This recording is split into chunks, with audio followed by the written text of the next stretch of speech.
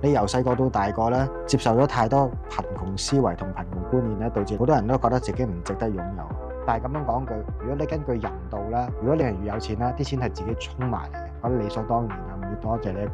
你細細個人哋俾1000蚊你，做一個小朋友可能6、7歲，咁你有咩能力賺錢咧？你無啦啦收到1000蚊好開心啦，但係個信頭就失去啦，因為你要俾翻人哋。你阿媽就講咗句啦，人哋俾你咁，你俾翻人哋啊嘛，咁樣樣，自此就即係覺得自己唔值得，或者唔配擁有呢嚿錢。咁你諗下，去到大人嘅世界，你每個月都係賺緊2萬蚊，突然間就多咗1000萬嘅時候，個情況係差唔多。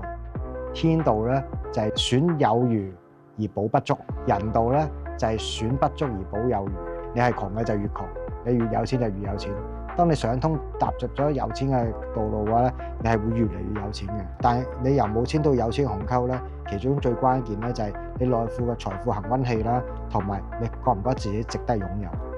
我係 Wing Sir，一個研究咗量化交易策略好耐嘅投資人，嚟我嘅分享會，打開財務自由嘅大門。